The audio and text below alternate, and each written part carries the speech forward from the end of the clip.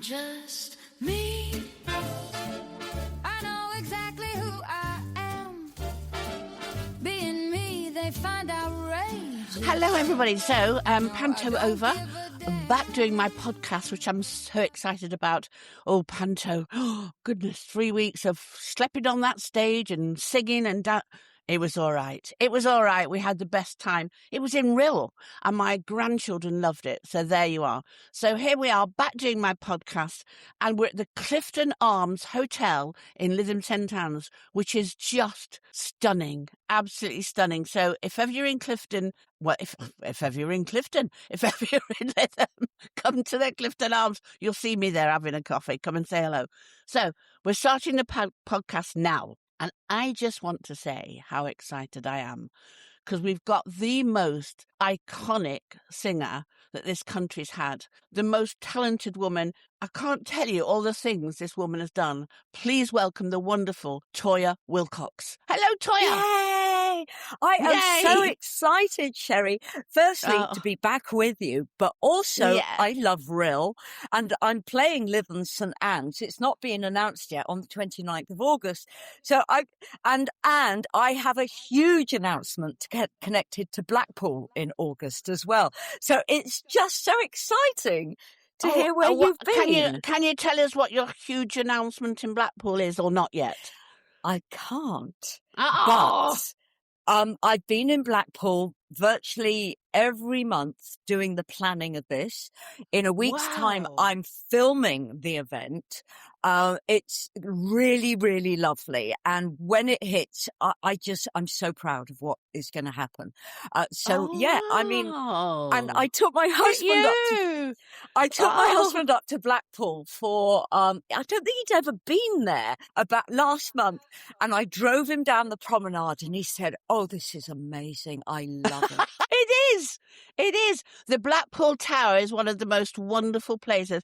I look at that tower every day. It's a different colour. Really? Do you live up there then? Yeah, I live in Lytham. Yeah. I love it. I love it. And I agree, Lytham is beautiful. It is so beautiful. But I have to tell you something.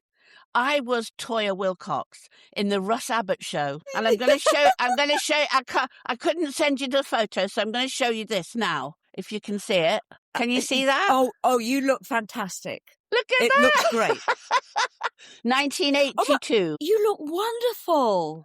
It was brilliant. I loved it. And I sang to Mystery, but very, very badly because I can't sing. So everybody in the studio had to run off with their fingers in their ears. So we were saying, I couldn't, but I was so proud to be you. Oh, isn't that lovely? Did you have the list? I tried, but I can't do what you can do with that list because that's too sexy.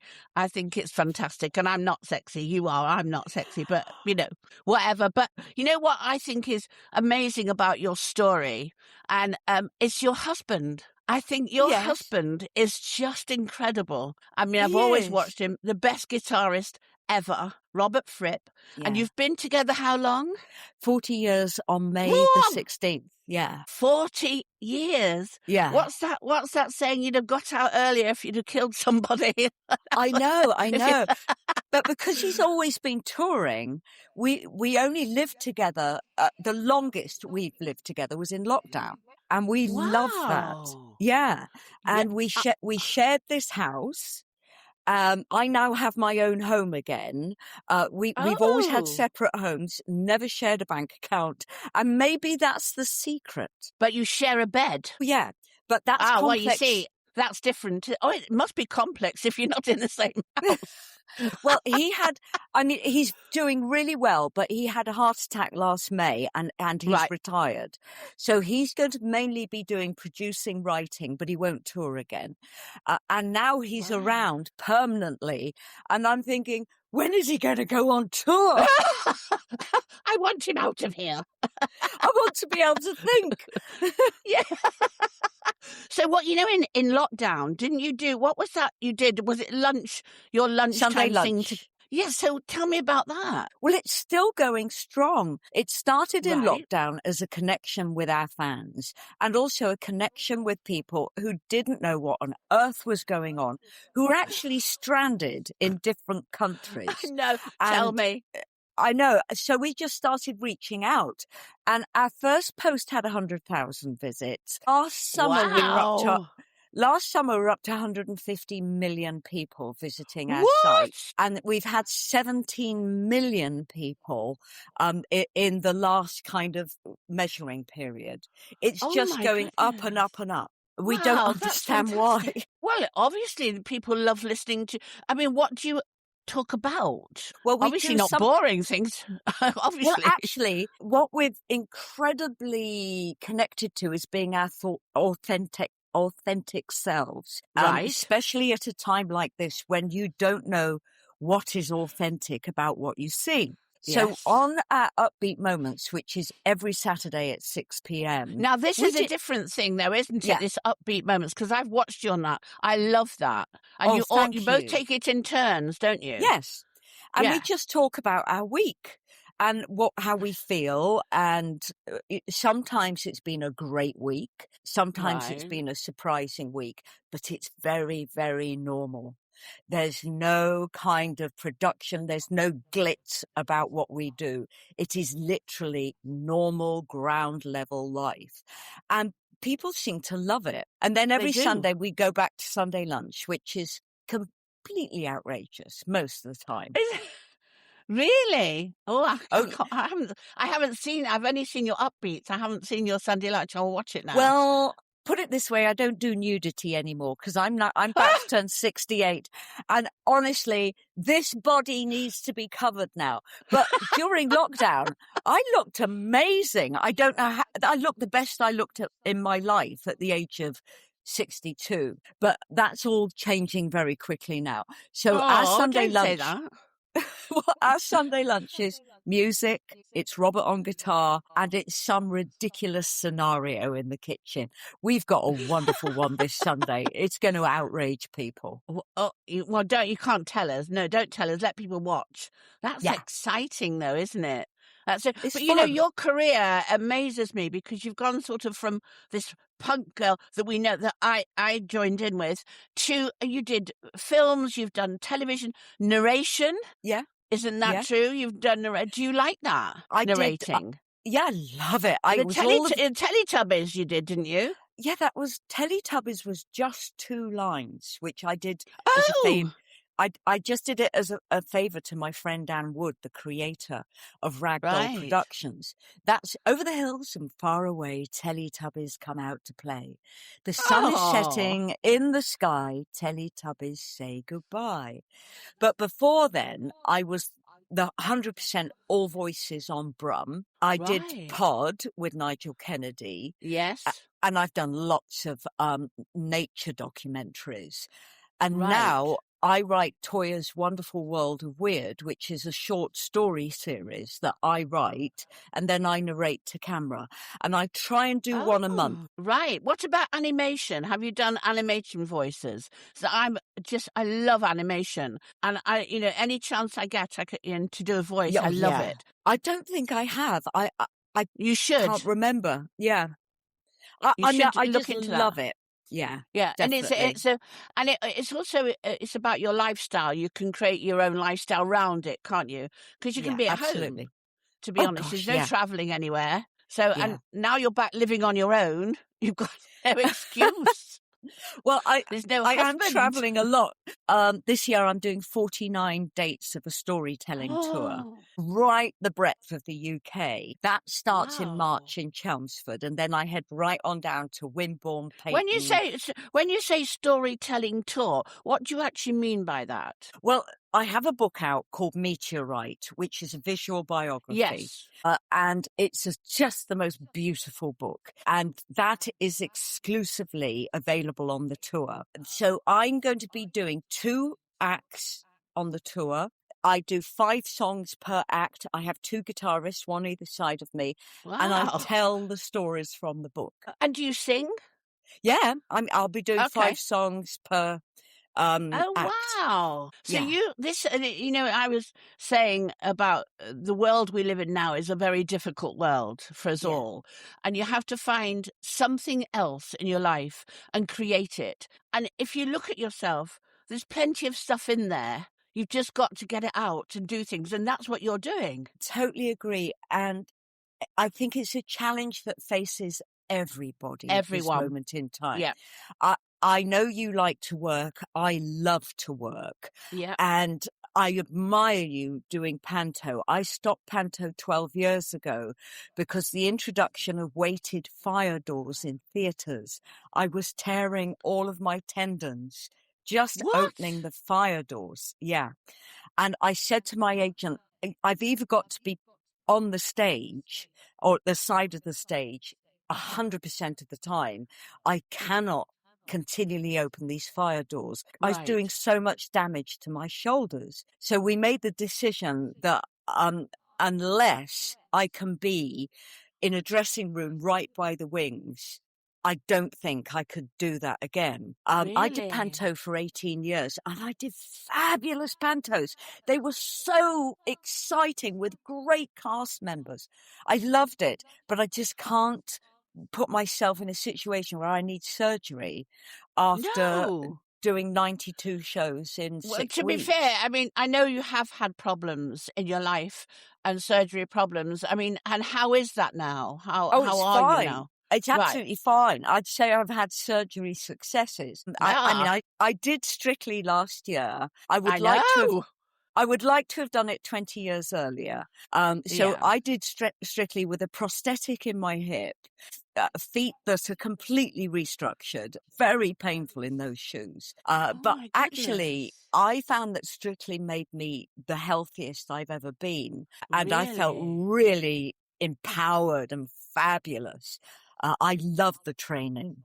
I loved being with the team in the studio. I mean, my goodness, it was the best in the world. But I think if I did it 20 years earlier, people could see how I originally moved. What you could So do, yes. yeah, Yeah. yeah, yeah. I know because my mother and father were ballroom dancers, and particularly my mother. I know, and she was an amazing ballroom dancer. But the thing is, I always say there is a limit and there is a time, and it's not always the right time. It's the same with anything like ice and Strictly. You have to know your limits, otherwise Yeah. you can be injured quite easily. I know Well, people that did ice that were injured. yes. I mean, well, both ice and ballroom dancing, you're equal to Olympians. The Yeah, dancers on absolutely. Strictly, my goodness. I I mean, know. I saw them in the pain that you see professional ballet dancers in, and they work through this constant pain barrier. And the timing of Oh, what they do, God. the positions of what they do, it's miraculous. But people don't realise I did ballet up to the age of, I think it was 17 when I went on to do drama school, and I didn't do ballet again. And I remember watching the blood coming out of my ballet shoes as my feet, as I was on point. So I know that pain. Yeah. And I look at Strictly now, I think people don't realise, do they, how hard it is? And it they really had is blood in their hard. shoes. I've I'm seen sure they do. those dancers with their bleeding feet. Yeah. And taking their It's shoes off, yeah. that's dedication. It's Yeah. incredible. But you enjoyed it, though. I loved the process and the being in the bubble of it. Yeah. I've never come against such a tide of hate from outside, but that How helped do you me. mean? What do you mean by it? What do you mean by tide of hate? My memory of me actually being in the public forum of Strictly, it is, well, put it this way, my lawyer has never been so busy with What? with fake accusations and all of that. I've never experienced anything like it. Have you done Strictly? No. Well, I mean, And now you've put me off completely. well, I mean, everyone says it. It's unbelievable. I thought I'd go in there and I would be able to go on a journey and win people. And I mean, my experience from the outside world, it was very hostile. But the actual Really? bubble and being in that bubble was one of the best things I've ever experienced. And Did you've you got did to you remember, come to terms with it though? Did you come to terms with the hatred that you got? Did you understand why, or was because there can't be a reason for it, surely? I think it's just a very common side of social media. And it helped me understand how, because I can never understand why Meghan Markle is hit on. She's done nothing wrong that I can see. Her wedding was beautiful. Everyone loved her in this country, and then suddenly flip. And being in that experience, which is like standing in front of a tidal wave, I thought, oh, okay. And I just didn't respond to it. I don't think you can feed it. It's clickbait. So I didn't Yeah, that is respond true. at all. I just let it go. But Gosh. I've always had a great legal team. And there was one story when I left where we were straight to Reuters, and Reuters were brilliant, and they pulled the story because we just said, look at what I said and look at how it's being reinterpreted. And they agreed Really? and pulled the story. But I've always been really hot on that. I mean, you know what it's like in the public eye. You just don't let something, well, if it's not true, you just don't let it grow. No. But also there is a moment in your life when you go, do you know what? Blank it. Because I'm not Blanket, interested. Say what you not want. interested. I No, mean, not interested. our time is precious. Your time is precious. Yeah, My time is precious. exactly. I'm not wasting time on hate for anything. No, there are, what do they call them? Keyboard warriors, don't they? That they've got nothing to do apart from sit on that keyboard all day. And you think, I sit on I it think then. I think it's something else also. I think it's an immaturity of experience. You and I, we've put our feet down on the ground. We've traveled. We've worked really hard. We've suffered Yep. exhaustion during stage runs. We've had a lot of experience And and survived. We are survivors. And Yeah. sometimes I was hearing things back because I was only told about things that I needed to legally jump on. And they said it's children. They said, well, you don't respond to children. They don't Wow. know any better. They are reacting because they are a fan of someone else. Oh, I They will do, see. they'll do Yeah. anything to put you lower down the leaderboard. And Yes.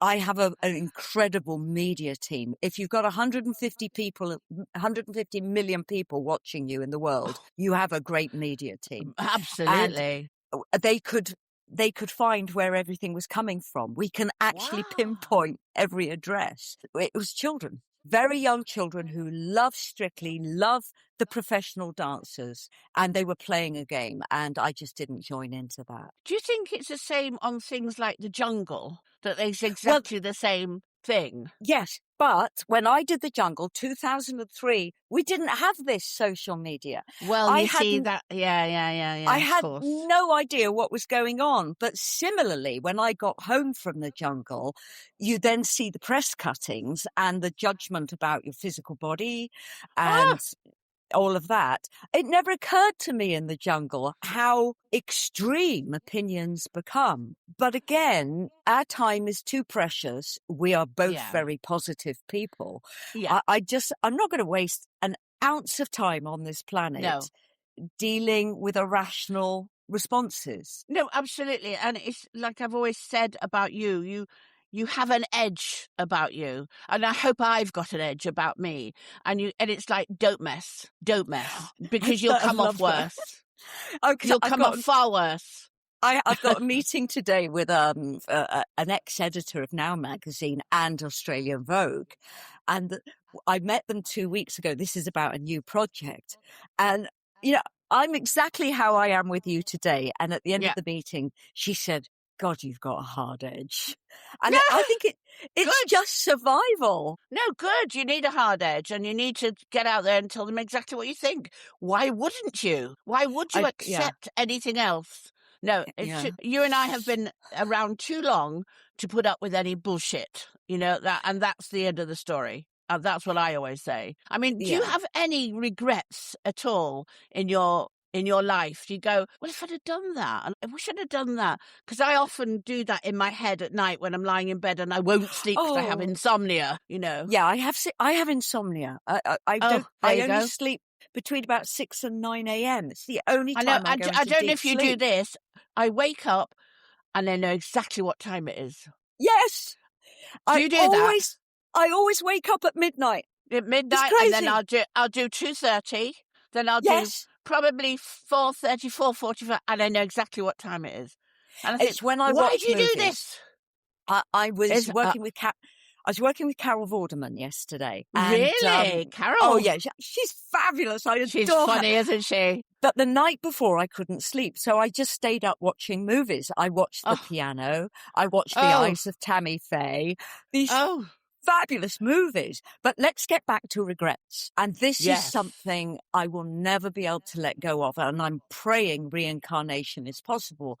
I really regret that I never was encouraged to study technically music theory further than I did. really, So I really regret not stamping my feet with my parents and saying, I want piano lessons, I want guitar lessons, yes, I want theory lessons. yes, I am a natural musician. I'm a yeah, natural singer. I have perfect pitch, but it's taken me years to actually get music through my fingers.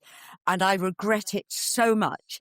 And I have this present day argument with people because AI will wipe out the music industry if we let it. yes, But it will. for a dyslexic, it's the most valuable tool in the world. Can understand that completely. So just before Christmas, and I'm really going to name drop here, I was invited to Clarence House to meet Queen Camilla. And I went with Robert. Oh, And we walked there with the professor who created AI and won the Nobel Prize for it. Nobel Prize. wow, And I was walking down the mall and I said to him, I am so grateful for AI because dyslexics' minds, they just race too quickly. yes, And I can get all of that info into dictate and into AI at the speed I think. And it's made things possible for me. wow. And twice he said to me, you will be replaced. And I said, no, it's making me What? grow. And he said, you will be replaced. He was adamant. But did he explain why and how? Yes. We've all become algorithms, which is why I will not respond to hate. Hate creates the most reward experience. It creates the most emotional responses. Algorithms Yes. feed on this. If you tell AI something and it draws that instant aggressive response, they're going to keep you aggressive. So with me and my relationship with AI is getting the right words, because I am Mrs. Meloprop, getting the message across, getting it out of there because it's been locked in there thanks to not taking education seriously, Yeah. and becoming a more expressive artist. He said that algorithms will just build you, replace you, and ignore what they don't get reward from. Wow. I'm sorry, I'm paraphrasing there, but it was that was in the conversation. Did that frighten you? I know I felt a bit bullish about it actually, Good. because it's helping me be super creative. And I just persevered. I said, you've got to bear in mind there's people with educational difficulties that are really going to benefit from this. They will have a normal life because of this. I was bullish. I think he actually gave up on me in the end. Good. That's why we have to move forward, and you can't take people like that. I know you have to take them seriously, but you have to be your own person and go forward and go. We no, have to be authentic. Don't do that. Yeah. Yeah. Yes. This is kind of, I'm fascinated by the Beckham story at the moment. Yeah. And Aren't we all? it's Brooklyn Beckham that's strange, Yeah. is it? Yeah. I actually feel for him when he said in his statement that he needs to be his authentic self. No, I did totally too. understand it. I understand that. But Cruz is going along with him now, the young Oh, boy. Yes, he's okay. going on his side. But, I mean... I feel for all of them. Yeah, I mean, Because look at the Beckhams and the life they've lived. It's not a normal life, is it? So they have But to they're a find their own family. way. Yeah. They're a family. They live in the public eye. That's tough in itself. We've seen what can happen to what appear to be very beautiful people. They are suddenly in the arena and facing the lions, and I don't Yeah. understand why. Well, I think it's the world we live in. I say this every day, and I don't. But like me, if you're an insomniac, everything when you hit that pill starts to go through your head, and then you start to create this really weird world that we live in, and you have to come out of it, and then you have to wake up. If you've had some sleep, and then live this life that we live, which is why I'm fascinated by all the things you do. Noel Fielding is a friend of yours, isn't he? Oh, I love Noel. I mean, I work with him. What was the film you did with him? What was that weird film? Ah. What is H, where we all played humans that only talked ape. And it is totally outrageous. And it's still around to see if you want to see it. Yeah, it will be. It's its 10th anniversary this year. You can order it. You can see it, I think, on Sky and Amazon. It is totally outrageous. I mean, it is XXX rated, but we had so much fun doing it. Did you? And you had a very good cast with you as well, didn't you, if I remember rightly? The cast were incredible. Yeah. Julian Barrett played my husband. Yeah. Julian Ryan Tutt played my lover. Steve Oram, who's often in horror movies, was the creator, director, and the lead. It was... I mean, we had a very good fun shoot. So you've worked with... Didn't you do something with Katharine Hepburn? Yes, when I was 19. So what was that? It was the Cornice Green, the Welsh play by Emily Williams. Yeah. Catherine loved Wales and she wanted to produce and make this movie. She produced it with George Cukor, the director who discovered Marilyn Monroe, directed Judy Garland in A Star is Born. Yeah. So they came to England, held auditions. Catherine said she fell in love with me the moment she met me. And I played the young protagonist or antagonist. And we went to Wales. We shot in Wales. And what I loved about doing this is Catherine loved meeting real people.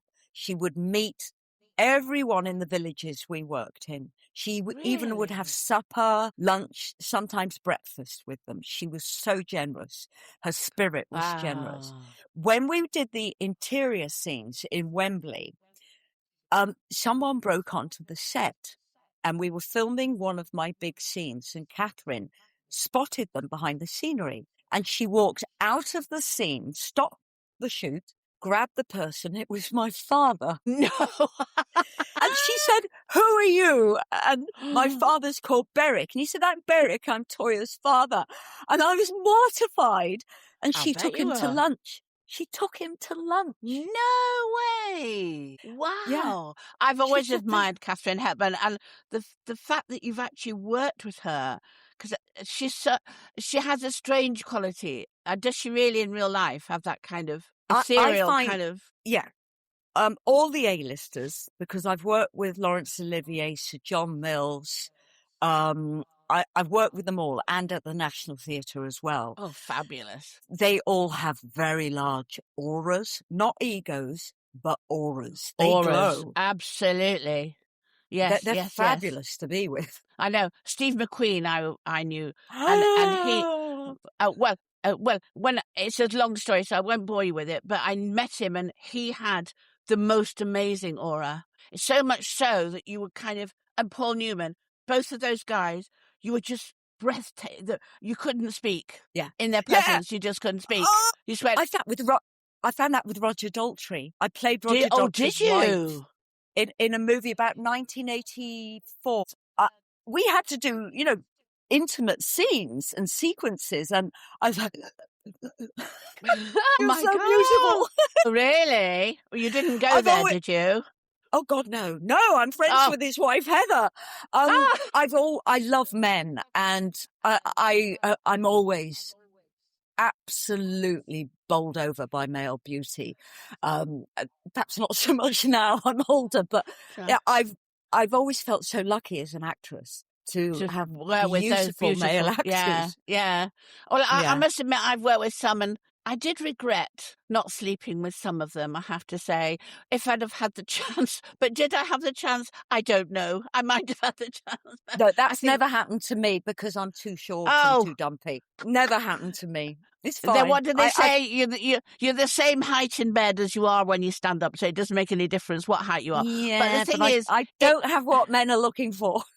yeah, you do. Of course you do. But it's when you look back and you think, oh God, that would have been fun. I could have had a story there, but I was too shy and too silly and too all of that. Harrison Ford was another one, but no. Yes, but Oh only my because goodness! no, but only because he said, "Do you play around?" And I didn't know what he meant. I'm How from long ago Nottingham. was that? Oh God! When EMI was at Boreham Wood, so it would have been in the 70s, and he was Wow! beautiful, Yeah. absolutely stunningly beautiful, beautiful man, and a bit kind of well, what I think now as like an actor, he'd sit in the corner and contemplate what he should be doing. He doesn't. I'm sure he's a very different man now, and I was just gobsmacked by him, and he asked me out Oh. for dinner, and I went, but there was 15 other women at the same table. Yeah, And I I've thought, heard this of. oh, Yeah, Greta Sacchi no. told me this. Greta Oh, Sacchi was really? doing a movie in New York with him. I think it was Indecent Proposal. Oh, there you something like go. that. And she was invited to dinner, and there were 15 women around the table. No, he obviously does this all the time. Not now. Well, not now. wouldn't Not you? now, everybody. Yeah, if you could have done, wouldn't you? Oh, Dear his God. wife was there when Greta was there. But yeah, I mean, if I was a beautiful man, I'd do the same. So would I. I often say that. So would I, but I'm not. And anyway, I didn't, and wouldn't, and couldn't, and I'm a different person now. But I can't now because I'm too old. Oh, But anyway, but let's get to. I just want to talk about your book again. This book that's about to come out. yeah. So tell me all about it. It's Hang out, on, right? I've got it behind me. Hang on. Oh, let's see it. So let me put my headphones back on. This is already out. It's selling, I think, on Amazon, and on my site. So it's my favourite colour. Oh, wow! It's very beautiful. Very And beautiful. I wanted it to be visual because, as a dyslexic, visuals are stronger to me than print, the printed Right. word. So it's a visual autobiography. I mean, how beautiful is that? Oh my goodness! So Who I did don't all know this if you're. for you? This is all from my archive. Oh, So right, okay. I spent 10 days in dictate meetings where we dictated my story. I had a Wow. wonderful writer called Carl, I can't remember his surname, but he put all the words together. And then I had the most astonishing book designer called Michelle who pieced it all together. But this has all come it's from my beautiful. private archive. Really? It's called Meteorite because I love the term shooting star. I love the term star. But I sometimes think I'm more of a meteorite than I am a glowing, perfect star. It's absolutely stunning. It So is, now it's you're beautiful. going. So you're going on this tour. Yeah. The tour So- is stories and songs. So Right. we're doing lovely town theatres, 49 dates this year. We Wow. might put some in the autumn. What is it? I'm doing 2 movies this year, and I'm the lead in both of them. So I've got to be available Really? for that. Look at you! But Wow. I know. Small British budgets. But so the theatre tour, I want it to be uplifting and inspirational. And Yeah. there's a story in my life that the book opens with, I had a very bad relationship with my mother, but my mother's childhood was destroyed by her father murdering her mother. And Oh my this God. this went on to shape my life and my family's life because none of us knew. And it didn't come out till Ancestry.com contacted me because the newspaper cuttings became available in the public arena. And they said, you need to know this. So Me. my mother was the most pessimistic, sometimes very cruel human being I have ever known. But she was also the most protective mother. And she was a paradox. She made me, all of us, really mad. If you said to her, please don't put sugar in my tea, she'll put the whole bowl in. If you said to her, you're allergic to raspberries, she will give you a bowl of raspberries. I mean, it was madness. And she needed help. Really? She needed therapy, and she never asked for it. But I want my story to start at a song, which was one of my first singles, called Bird in Flight. And it's the moment I left home. And when I left home, I could fly. And that's my story. And I don't Wow. want any woe is me. The surgery, well, I've benefited from the miracle of medicine. That's a good story. I left home, I benefited by being free. It's all good news. And I want my evening to be funny. I want it to be really outrageous. And it will be outrageous. But just slightly going back to your mother, when she died, did you look back and think, if I'd have known, what could I have done? Yes. If I'd have known, because I felt furiously protective towards her. When I was in my 30s, I bought the family house so they didn't lose their home. Yeah. And then when I hit 50, I bought them a retirement cottage on the River Avon. I was furiously protective of them. I could not understand how someone could be so dysfunctional. And when the 2 days before she lost consciousness, she was screaming for me at the hospice because I just played Manchester Pride. And I went straight to the hospice and sat with her. And she needed me there because I have faith. I don't believe in death. Death is a stupid word. Nothing dies. We just transition. And she wanted me there. We go on. I won't be Toyah, you won't be Sherrie, but we have informed souls. Yeah. And she wanted me there because she just couldn't believe that something very special was about to happen. And I sat with her. She had a friend in who was a devout Christian, which I never understood until after her death, when we realized her friend was trying to give us some optimism. And for a mother and daughter who could not be in the same room as each other ever, those last 2 days we were together. And it was very powerful. But I don't want my show to be about grief. I want it to be about the exceptional person I became because of circumstance. Well, it's about celebration, not grief. It's celebration. Yeah. And my mother was celebrating being...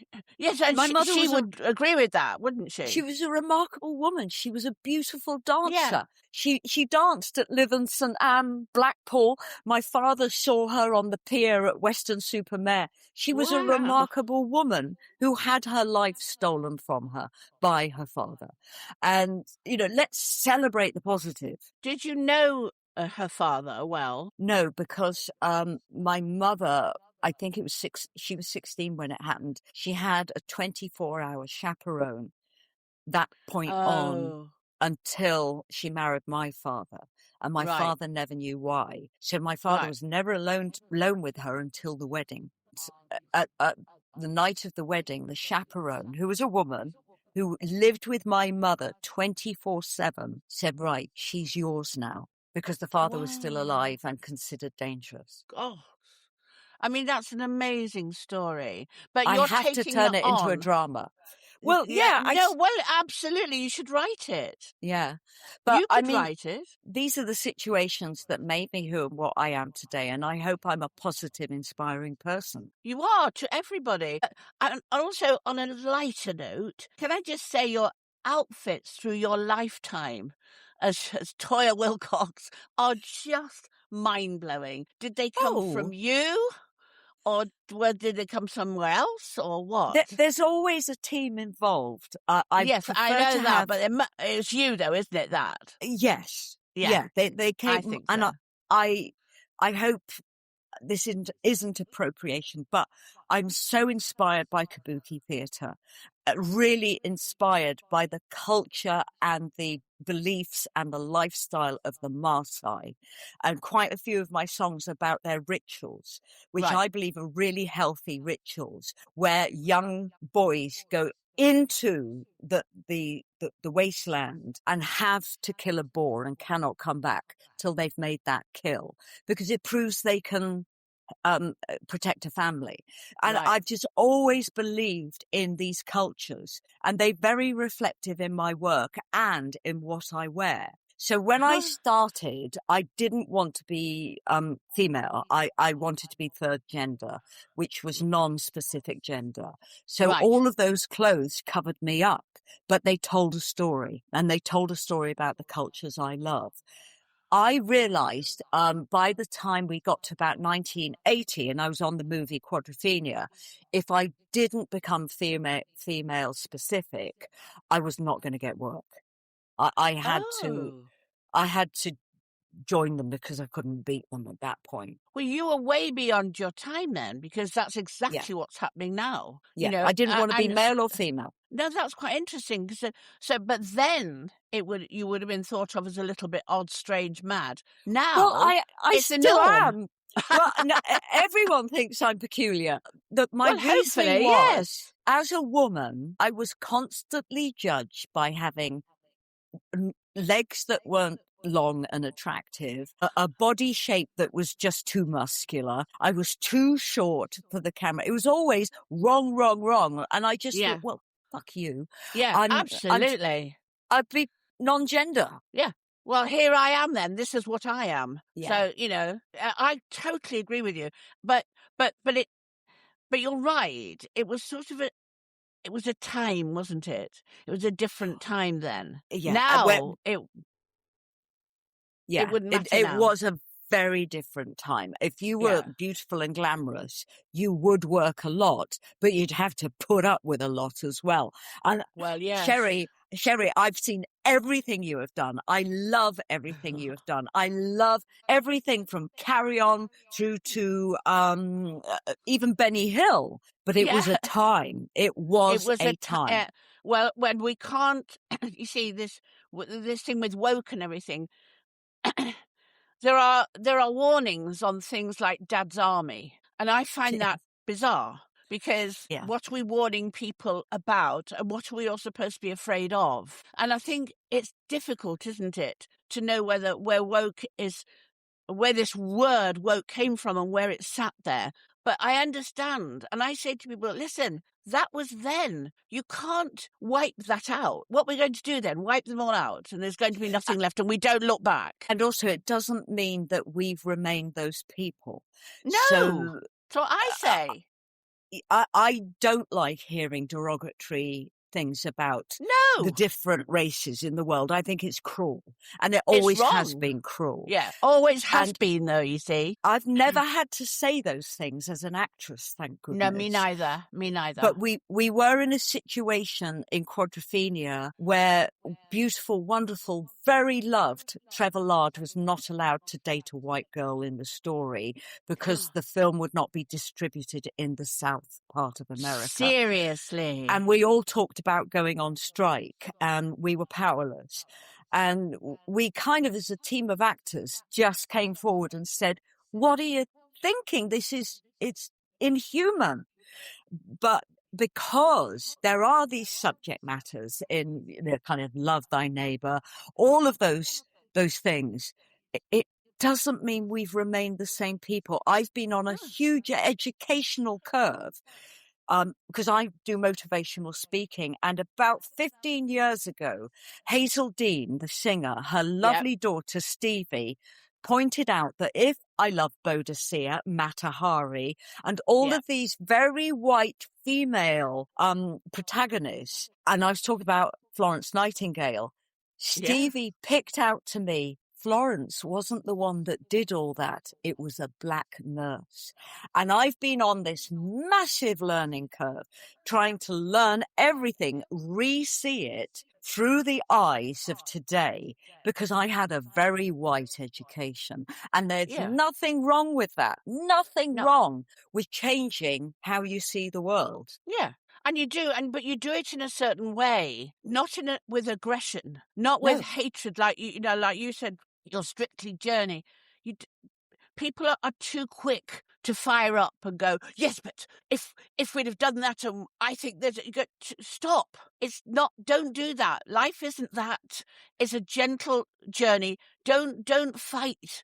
Don't fight everything that you see. Needs I did debate, things. yeah. When I did the Russ Abbott Madhouse, there are things in that now you couldn't show. You couldn't Yeah. show because it is now wrong. But you don't fight back and go, oh, that's terrible. Oh, be very careful.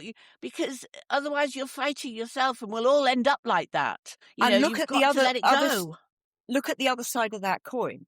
You and I have so much experience and so much knowledge that we would really like to share. And I mean, I'm often asked by very young students, how do you get into the music industry? How do you get the experience of engineering in a studio? So I tell them the best, most active studios to apply to, knowing that most people can do everything at home now on one computer. Young people need to experience life out there, Exactly. to experience what it's like to be with a diva in a studio in front of a camera. You have to handle people because you are going to be working, if you're lucky, with very successful people who have time for no one but themselves. And you've got to be able to handle that. And you've got to give these kids some life skills. Because if a young actress says to me, how do I start? I say, go to a theatre, go and brush the stage, go and make tea, go and watch those people from the side, and never stop watching, never stop learning. Yes. I said, at my great age now, I still learn. Every time I see anything, I'm in anything, I'm learning. It might not be good, it might be bad, but I'll learn. And I could just go to a theatre, get a broom, say, can I brush your stage? And get some experience.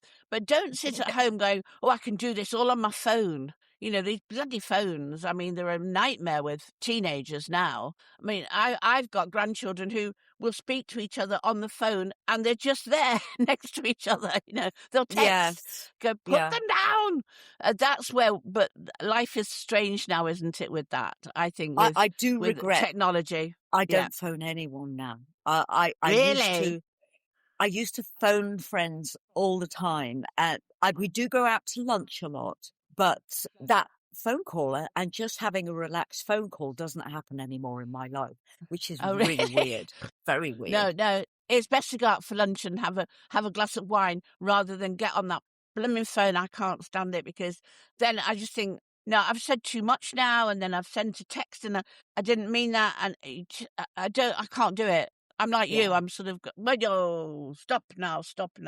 But I can't wait for your tour. So are you looking forward to it? I'm really looking forward to it. Right. I like being with my musicians. Right. We're a team that laugh a lot. And good. I have been known, if the stage needs sweeping, I'll sweep it myself. So I love being in theatres. I love the community of theatre. And I love the audience because every night is unique and every audience brings a unique energy into that show. Yeah. And I get a lot from it. And I'm really looking forward to it. Or not, because you get some audience, you go, oh, I've got to fight you. I've got to get you back. I've got to bring you in. Yeah. And you do have that. You do have audiences that go, come on then, entertain me. And you think, well, okay. Yeah. I've actually had audiences that break out in a fight. I've had it twice. Really? It happened once at Otley Courthouse. There was 2 hen parties in that broke out into a fight, and we had to stop the show. And then I was doing Now That's What I Call a Musical. And there was a certain city where fights were breaking out.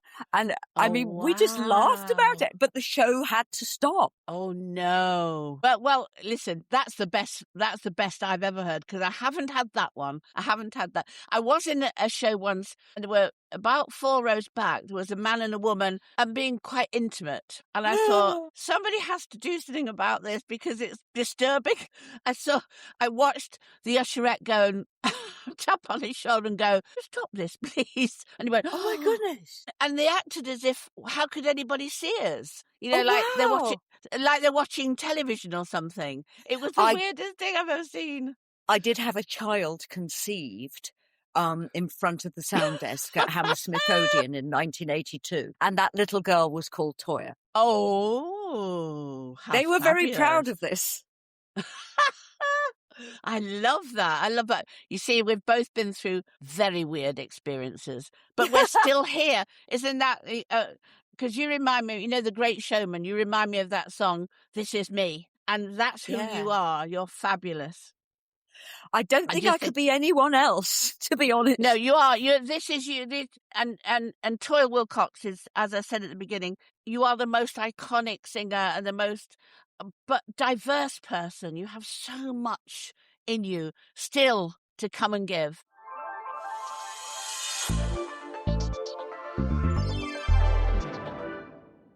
And now, the very, very Sherrie podcast proudly presents our special guest, Charity Shout Out.